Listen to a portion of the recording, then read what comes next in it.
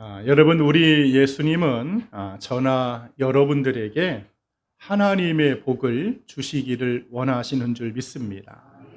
하나님은 너무너무 우리들에게 복을 주기를 원합니다.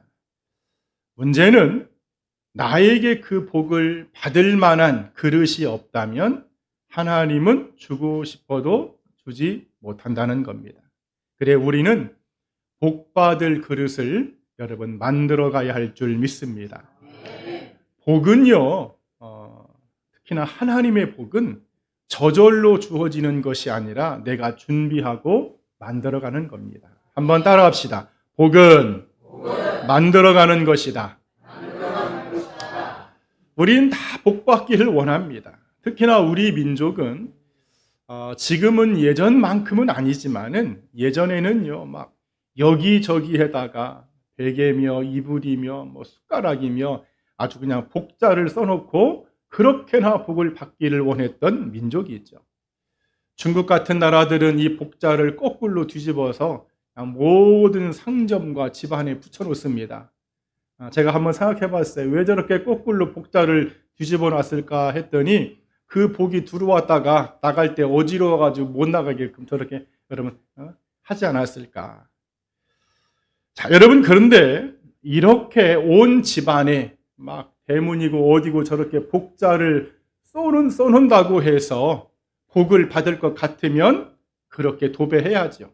하지만 이렇게 한다고 하나님의 복은 주어지지 않습니다. 특히나 세상의 복은요, 시대에 따라서 그 성질이 변합니다. 예전에는 아이들이 많으면, 자녀가 많으면 다자라고 해서 다자의 복이 있었어요. 지금은요, 애들 많으면 복이 아닙니다. 만일에 어떤 집에 옛날에는 자녀가 아들이 10명이다 그러면 야, 복되다, 저 가문은 복되다 하지만 오늘날에 어떤 집안에서 자식을 10명 낳았다, 물론 복되다고 하시는 분들도 계시겠지만 거의 대부분이 걱정이 앞섭니다. 아이고, 저 많은 아이들을 어떻게 키울까? 옛날에는요, 연예인 되는 것이 광대라고 해가지고 그렇게 연예인 되는 거 아주 집안 망신이라고 그랬습니다. 하지만 지금은요, 연예인 못 시켜서 부모들이 안달이죠. 이렇게 세상의 복은요, 시대에 따라서 아주 너무 급격하게 심하게 성질이 바뀐다는 거예요. 물론 성경의 복도요, 그 시대에 따라서 추구하는 차원이 조금씩 다르긴 합니다. 율법의 시대는요, 시편 1편처럼 살아야 복을 받습니다. 복 있는 사람은 악인의 꾀를 쫓지 아니하며 죄인의 길에 서지 아니하며 오만한 자의 자리에 앉지 아니하고 오직 여호와의 율법을 즐거워하여 그 율법을 취하로 묵상하는 자로다. 그런가 하면 은혜의 시대에 넘어와서는 마태복음 5장처럼 사는 것이 복된 삶입니다. 심령이 가난한 자가 복이 있다. 애통하는 자가 복이 있다. 온유한 자가, 의에 줄인 자가, 긍휼히 여기는 자가, 마음이 청결한 자가, 화평케 하는 자가 복이 있다. 이게 은혜의 시대의 복입니다. 하지만 지금 마지막 때로 가면 갈수록 이 환난 때의 마지막 때의 복은요, 어디처럼 살아야 되느냐? 계시록 1장 말씀처럼 살아야 됩니다. 계시록 1장 말씀에 무엇입니까? 하나님의 말씀을 읽고 듣고 지키는 자가 복이 있다. 마지막 때는 하나님의 말씀을 읽고 듣고 지켜야만이 그 사람이 복된 인생을 살 수 있다고 요한계시록은 설명해 주고 있습니다. 자, 이렇게 성경의 말씀은 그 시대에 따라서 물론 복의 차원을 조금 다르게 설명은 하지만 성경의 복은요, 시대는 다르지만 세상의 복과는 달리 그 본질적인 것은 전혀 바꾸어지지 않습니다. 율법의 시대나 은혜의 시대나 마지막 시대나 성경은 영원한 것, 하나님의 것, 하늘의 것을 복되다고 말씀하고 있다는 사실이죠. 그래 오늘 저와 여러분들, 우리는 이 영원하신 하나님의 복을 추구하며 이 복을 받기를 위해서 날마다 그 복을 만들어 가야 할 줄 믿습니다. 그리고 신명기 28장은 이러한 하나님의 복은 내가 받는 길도 있고 받지 못하고 저주받는 길도 있다고 알려주고 있습니다. 다시 말하면 우리는 복받는 길과 복을 받지 못한 이 두 길이 있는데 내가 어떤 선택을 해야만이, 내가 어떻게 만들어 가야만이 복받는 길로 가는지를 성경이 알려준다는 사실입니다. 여러분, 그렇기 때문에 복은 누가 나에게 주는 것이 아니라 복은 내가 만들어 가는 것입니다.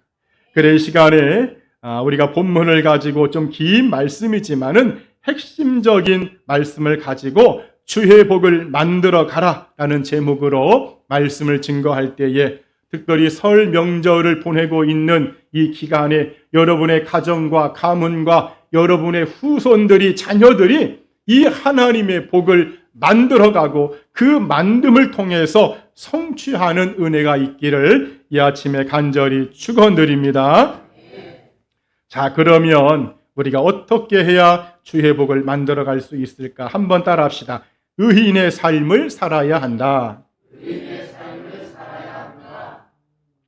오늘 본문 21절에 악인은 꾸고 갚지 아니하나 의인은 은혜를 베풀고 주는도다.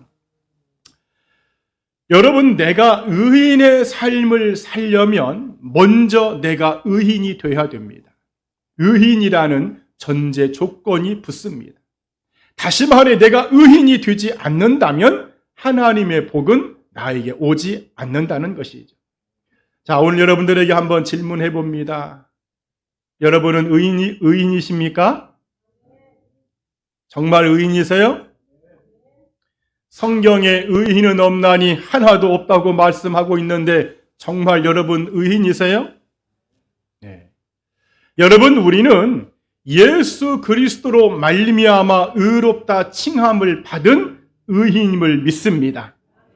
엄밀히 말하면, 정확히 말하면 의인은 아닙니다. 하지만 예수님을 믿음으로 의롭다고 칭해 준다는 것, 이것을 신학적인 용어로 여러분 잘 알고 있는 이신칭의라고 하죠.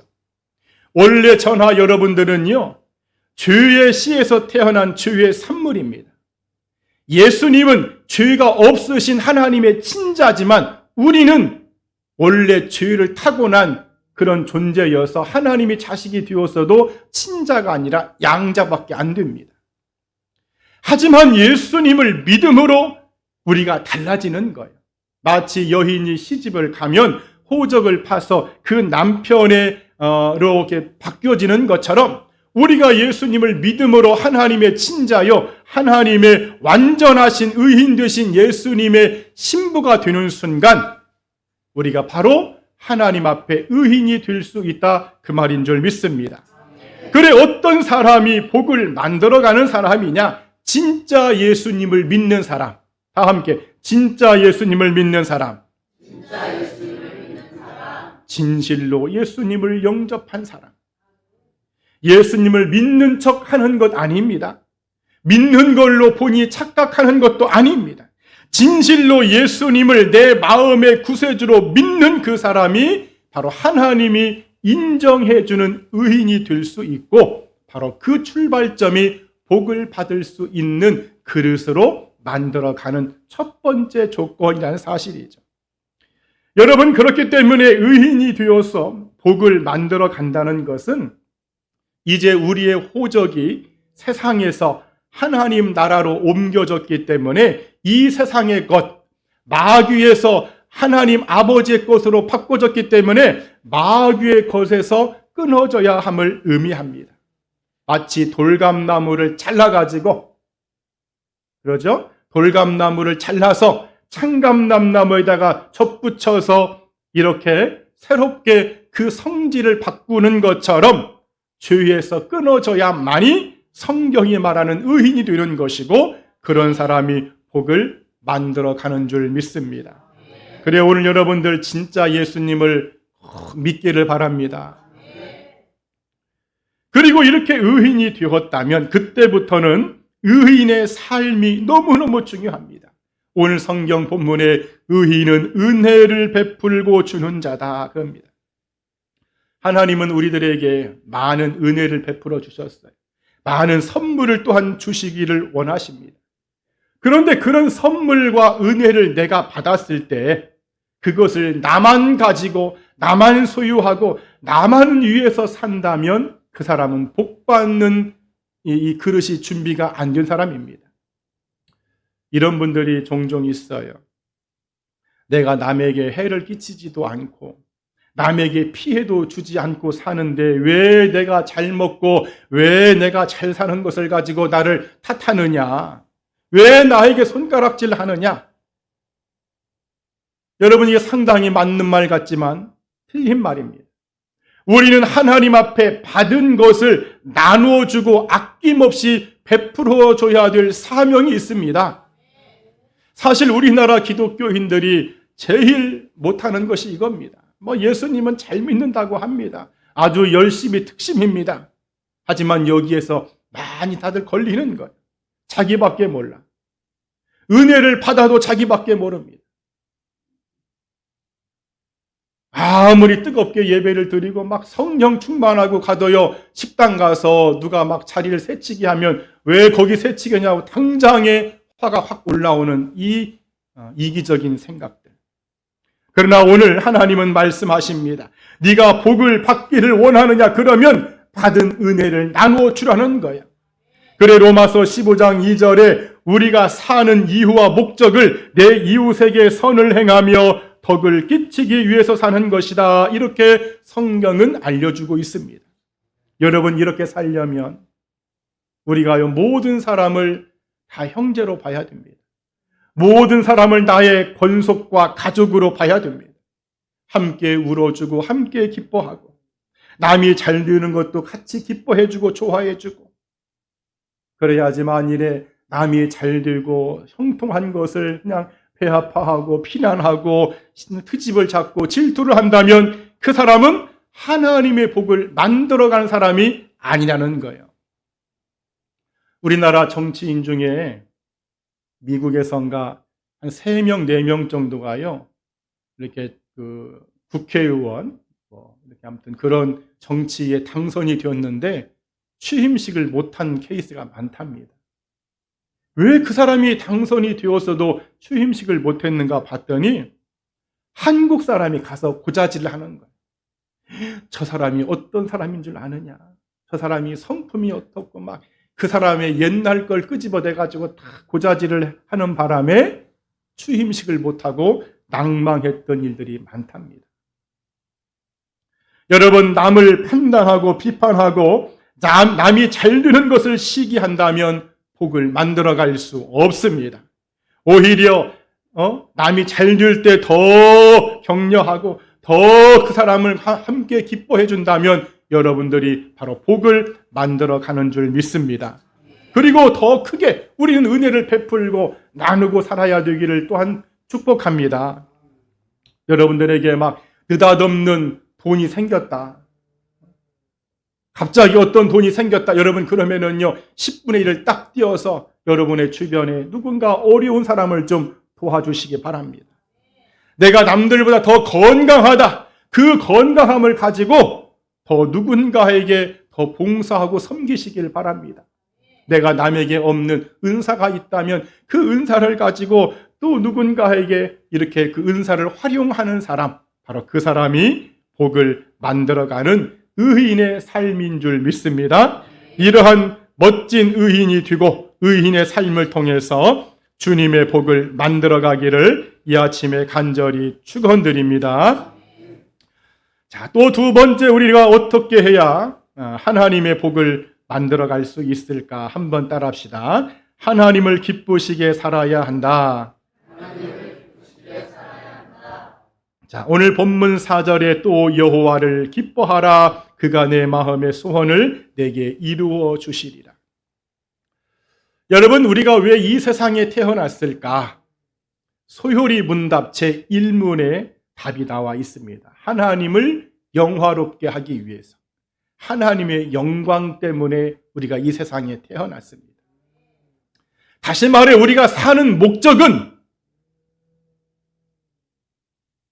하나님을 기쁘시게 하기 위해서, 내가 어떻게 하면 하나님을 즐겁게 할까?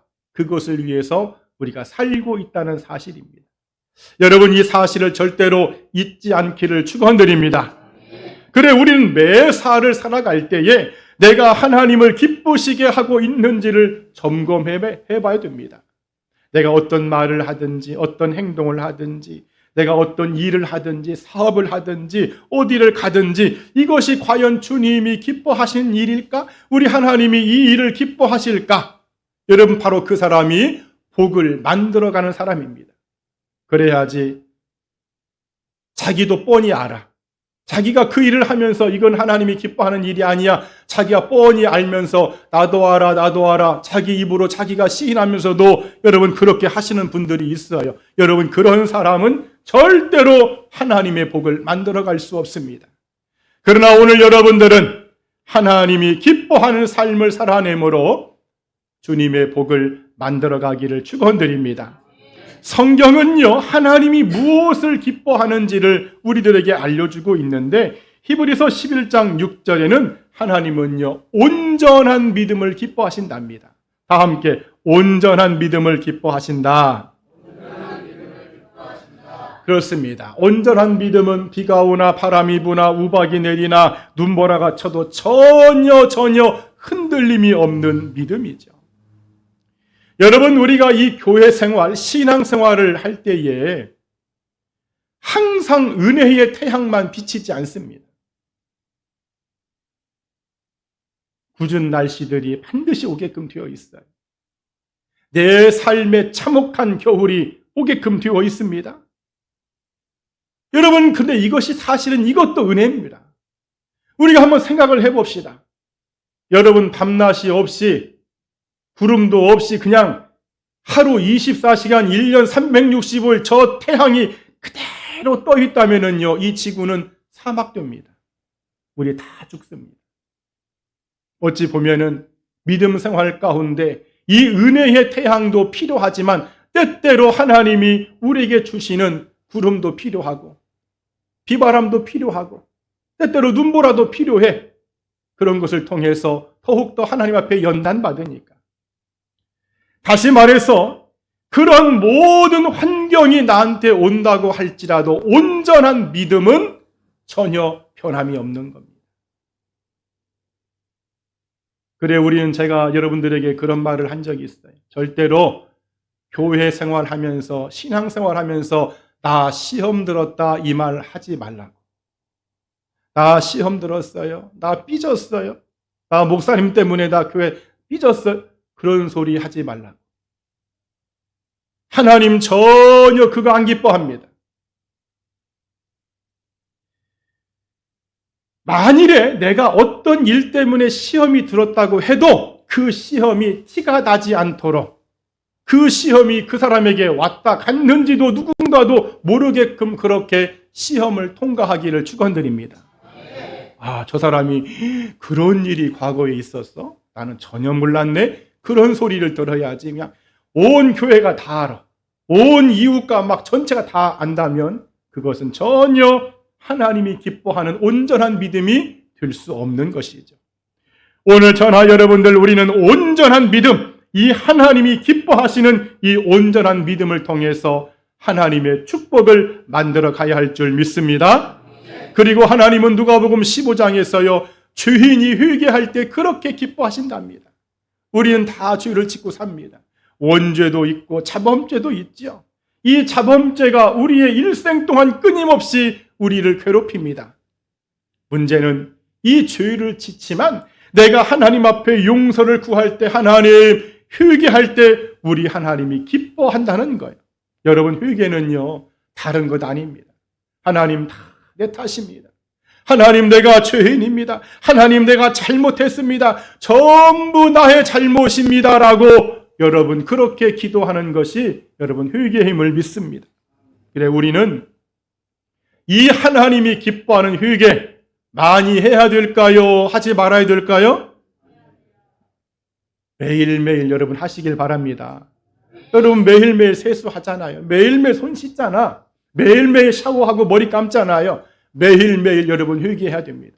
하나님은 그것을 기뻐하시고 여러분 그 사람의 인생길에 하나님의 복을 여러분 내려주시는 줄 믿습니다. 그리고 하나님은 시편 147편 11절에서 하나님을 경외하는 것을 기뻐하신다고 말씀하고 있습니다. 우리가 이렇게 주일날 이 아침에 나와서 예배를 드리는 것이 하나님을 경외하는 것입니다. 이것이 하나님의 기쁨이 되는 거예요. 그래 우리는 이왕의 예배를 드리는 거 여러분 좀 행복하게 즐겁게 드렸으면 좋겠습니다. 예배를 드릴 때 좀 감격스럽게 오늘도 하나님이 내 예배를 지켜보시는구나. 내가 오늘도 하나님 앞에 두 손을 번쩍 드는구나. 오늘도 하나님의 그 사랑의 눈빛이 나에게 막 비춰지는구나 하면서 그렇게 기쁜 마음으로 예배를 드려야지 이건 그냥 너무나 힘겨워서 하나님이 보시기에도 야, 너처럼 드리는 예배라면 내가 정말 받고 싶지 않다. 여러분 그렇다면은 그 사람은 하나님을 기쁘시게 하는 사람이 아니겠지요. 오늘 여러분들 정말 하나님이 기뻐하는 예배, 이 교회의 예배, 여러분의 삶의 예배를 통해서 여러분이 복을 만들어 가기를 또한 축원드립니다. 그리고 하나님이 기뻐하시는 것이 하나 있는데 바로 복음을 증거하는 전도자의 여러분 일입니다. 다시 말해 우리가 누군가를 전도할 때 하나님은 그렇게 기뻐한다는 거예요.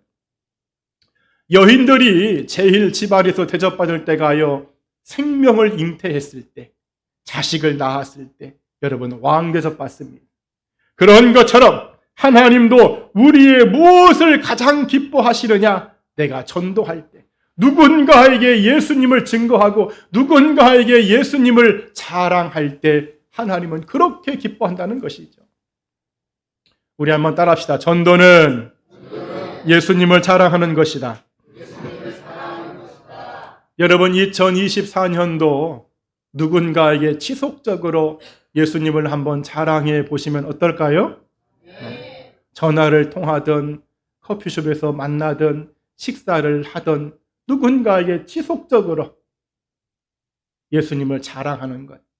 그럴 때 우리 주님이 내 모습을 보시면서 너무나 기뻐한다는 거예요. 사랑하는 여러분, 우리는 하나님을 기쁘시게 함으로 주님의 복을 만들어 가야 할 줄 믿습니다. 성경은 온전한 믿음을 하나님이 기뻐하시고 우리가 날마다 회개하는 것을 기뻐하시고 참되게 예배하는 것을 기뻐하시고 복음을 전파하는 것을 우리 하나님은 기뻐하시는데 이 일들을 감당함으로 말미암아 주님의 그 축복을 반드시 준비하고 만들어가며 성취하는 저나 여러분이 되기를 이 아침에 간절히 축원드립니다. 마지막 세 번째, 우리가 어떻게 해야 주의 복을 만들어갈 수 있을까? 한번 따라합시다. 온유한 자의 삶을 살아야 한다. 자, 오늘 본문 11절에 그러나 온유한 자들은 땅을 차지하며 풍성한 화평으로 즐거워하리로다 이렇게 되어 있습니다. 오늘 본문은 온유하게 사는 것이 주님의 복을 만들어가는 방법이라고 알려줍니다. 자, 그러면 우리가 온유가 뭔지를 알아야 되겠죠? 저는 하나님과 이웃 이 두 관점에서만 말씀을 드리자면 하나님의 관점에서 온유는요, 하나님의 뜻에 절대 순종하는 것을 의미합니다. 온유라는 단어의 히브리어는 아나브라고 하는데 이 아나브는요, 대답하다 이런 뜻을 가지고 있습니다. 다 함께 대답하다. 고대의 종들은요, 종 자신이, 노예 자신이 그 주인에게 뭘 명령하고 질문도 할 수 없습니다. 오직 종이 할 수 있는 것은 주인이 무슨 말을 했을 때 대답하는 것. 네, 알겠습니다, 주인님. 네, 그렇게 하겠습니다, 주인님. 네, 주인님, 내가 그렇게 실천하겠습니다. 이게 바로 대답하는 것, 아나브입니다. 다시 말해, 이 온유함이라는 것은 하나님 앞에서 이 종의 자세로 자신을 낮추면서 네, 하나님, 내가 순종하겠습니다. 네, 하나님, 내가 말씀을 듣겠습니다. 네, 하나님, 내가 그렇게 하겠습니다 하는 절대 순종의 자세가 온유라는 단어입니다. 이게 바로 하나님의 관점이고, 그리고 사람의 관점에서 온유는요, 넓은 마음으로, 넓은 사랑으로 포용을 가지고 이웃을 향하여 그들을 사랑하는 것이 온유입니다. 빌립보서 4장 5절에 너희 관용을, 다시 말해 너희 너그러움을 모든 사람에게 알게 하라, 주께서 가까우시니라, 이렇게 되어 있습니다. 자, 성경에요, 이 온유함의 대표자가 있습니다. 구약의 대표자 모세, 신약의 대표자 예수님입니다. 모세는 누가 뭐라고 해도 하나님의 말씀에 절대 순종한 사람이죠. 이스라엘 그 백성들을 광야 40년을 이끌면서 그 무리바에서 홧김에 지팡이로 반석을 2번 때린 것 말고는 그렇게 그 탈도 많고 말도 많은 그 백성들, 그냥 시시때때로 맨날 원망하고 불평하고 그렇게 했던 백성들, 그 모든 것을 그가 온유함으로 견뎌냅니다. 그래 민수기 12장 2절에 이 사람 모세는 온유함이 지면의 모든 사람보다 더하더라.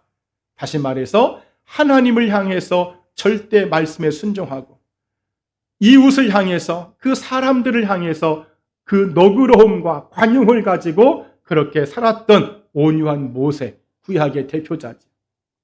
신약의 대표자는 물론 예수님입니다. 마태복음 11장 29절에 나는 온유하고 겸손하다.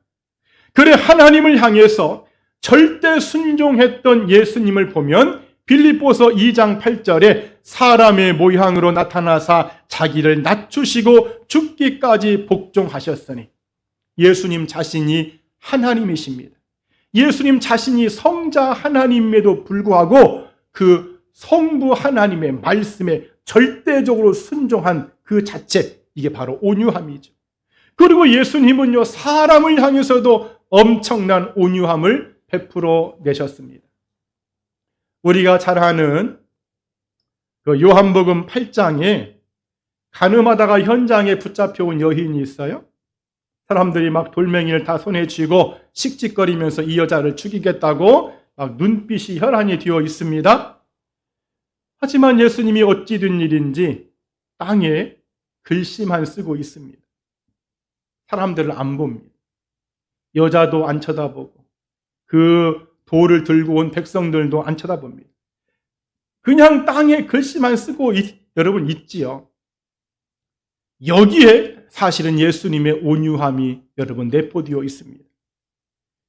내가 너무너무 지금 창피하고요, 내가 너무너무 지금 수치스럽고 너무너무 부끄러운데 만일에 예수님의 그 눈빛이 나와 마주친다면 여러분 몸둘 바를 모르잖아요. 어디 막 숨고 싶고 창피하고. 예수님이 이 여인을 지금 배려해 주는 겁니다. 예수님이 이 여인을 너그러움으로 온유함으로 지금 감싸주고 있는 거예요. 그런가 하면 그 돌멩이를 들고 죽이려고 했다가 슬그머니 돌멩이를 땅에 놓고 조용히 돌아가는 그 백성들을 향해서도 예수님은 온유함으로 그들을 그냥 보내십니다. 만일에 예수님이 불꽃 같은 눈동자로 누구든지 죄 없는 자가 나와라 하고 막 그 돌아가는 사람들의 눈빛을 봤다면 여러분 얼마나 부끄러울까? 얼마나 창피할까? 이렇게 예수님은요, 사람을 향해서도 당신의 온유함을 드러내셨어요. 이게 바로 신약의 대표 예수 그리스도의 온유함입니다. 성경은 우리가 이렇게 하나님을 향해서 절대적인 말씀으로 순종을 통해서 온유함을 가지고 있고, 사람을 향해서 너그럽고 관용을 가지고 그렇게 사랑으로 끌어안는 이 모습의 온유함을 가지고 있다면 오늘 성경은요, 바로 그 사람에게 주님의 복이 임한다고 말씀하고 있는 줄 믿습니다. 그래 여러분들 온유하게 살기를 바랍니다. 우리 한번 따라합시다. 하나님 온유하게 살게 하옵소서. 다시 한번 하나님의 말씀에 절대 순종하게 하옵소서. 또 한번 내 이웃에게 너그러움으로만 대하게 하옵소서. 아멘. 자, 그러면 우리가 이렇게 의인의 삶을 살아가고 하나님을 기쁘시게 하면서 살아가고 내가 온유함으로 살아갔을 때 성경 오늘 이 본문에서는요, 크게 세 가지의 복을 하나님이 약속해 주고 있어요. 본문 22절에 주의 복을 받는 자들은 땅을 차지하고 이렇게 되어 있죠. 여러분, 우리가 궁극적으로 들어가야 될 땅은 물론 천국의 땅이지만 여기에 기록된 히브리어 에레치라는 단어는요, 우리가 살고 있는 이 지구의 땅, 대지의 땅을 말하고 있습니다. 그래 여러분들, 이렇게 우리가 복을 만들어감으로 말미암아 이 땅에서도 여러분이 잘되고 이 땅을 차지함으로 여러분의 가문과 후손들이 복을 받기를 축원드립니다. 그리고 하나님이 약속한 두 번째 복은 하나님이요 우리 삶의 인도자가 되어주시는 복입니다. 오늘 본문 23절과 24절에 여호와께서 사람의 걸음을 청하시고 그의 길을 기뻐하시나니 그는 넘어지나 아주 엎드러지지 아니함은 여호와께서 그의 손으로 붙드심이로다. 우리가 주변에 보면 잘못된 길 갔다가 평생 고생하시는 분들이 많습니다. 이런 분들이 한두 명이 아니죠. 그러나 하나님의 안내를 받으며 하나님이 손잡아 주시는 길을 가기 때문에 잘못될 일이 없다, 그 말임을 믿습니다. 혹여 가다가 넘어지면, 그렇죠? 우리가 가다 보면 돌부리에 걸려서 넘어지기도 하잖아요. 가다가 넘어지면, 우리의 인생길 가다가 내가 가다가 웅덩이에 빠지면 하나님이요 손을 잡아 주신답니다. 넘어질지라도 완전히 넘어지지 않도록 하나님의 그 능력의 손이 여러분을 붙들기를 또한 간절히 축원드립니다. 그리고 하나님이 약속한 세 번째 복이 자녀와 후손이 받는 복이죠. 오늘 본문 25절 26절에 내가 어려서부터 늙기까지 의인이 버림을 당하거나 그의 자손이 걸식함을 보지 못하였도다. 그는 종일토록 은혜 베풀고 구워주니 그의 자손이 복을 받는도다. 우리는 자식들이 다 복받기를 간절히 원하시죠? 설교 듣다가 졸고 있다가도 내 자식이 복을 받는 것이다라고 막 눈이 번쩍 띄어집니다. 자녀가 잘 되는 것은 모든 부모의 간절한 소원입니다. 중요한 것은 바로 믿음의 부모가 축복의 통로가 된다는 사실입니다. 한번 따라합시다. 믿음의 부모가 축복의 통로다. 저는 이 말을 상당히 많이 강조했어요. 여러분이 왜 신앙생활을 잘해야 되느냐? 여러분의 자녀들을 위해서라도 잘해야 된다, 이 말. 내가 왜 의인이 되어야 되고, 내가 왜 하나님을 기쁘시게 해야 되며, 내가 왜 온유하게 살아야 되느냐? 내 자녀들을 위해서라도 그렇게 해야 된다는 거예요. 여러분, 부모는 그 자녀가 인생길을 살아갈 수 있는, 어찌 보면은요, 아스팔트, 시온의 대로의 길을 놓아주는 그 역할을 부모가 하고 있습니다.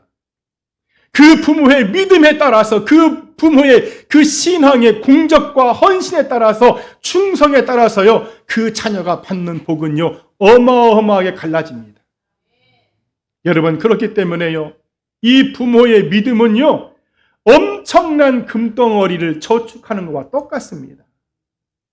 여기 특히나 부모 되신 분들, 연세 계신 분들, 여러분의 이 한 시간이 하나님이 보실 때는 자녀들과 후손들을 위해서 지금 어마어마한 금덩어리가 지금 저축되어지고 있는 거예요. 자녀에게 부모의 믿음은요, 백지 수표와 같습니다. 부모가 그 자녀에게 신앙을 통해서 백지 수표를 물려주는 겁니다. 자기가 기록하면 되는 거예요. 그래, 우리는 내 자녀가 복을 받기 위해서라도 여러분 잘 믿어야 할 줄 믿습니다. 자, 이제 말씀을 여러분 정리합니다. 사랑하는 여러분, 하나님의 복은 그냥 받는 것이 아니라 만들어가는 것입니다. 우리는 복받을 자로 준비하며 나를 만들어가야 할 줄 믿습니다. 의인의 삶을 살아감으로 만들어 가시길 바랍니다. 하나님을 기쁘시게 함으로 만들어 가시길 바랍니다. 예수님의 온유함을 닮아감으로 만들어 가시기 바랍니다. 분명 하나님은 우리가 이렇게 살아만 간다면 오늘 시편 37편의 말씀처럼 땅에서 잘 되는 축복도 약속해 주셨고 내 인생의 안내자가 되어주시는 복도 약속해 주셨고 나의 가문과 자녀들이 잘 되는 복도 약속해 주셨어요. 근본이 설 명절을 보내면서 여러분의 모든 가정들마다 가문들마다 자녀들마다 후손들마다 이 축복을 성취하며 만들어가는 그런 은혜가 있기를 주님의 이름으로 간절히 축원드립니다. 아멘. 기도하겠습니다.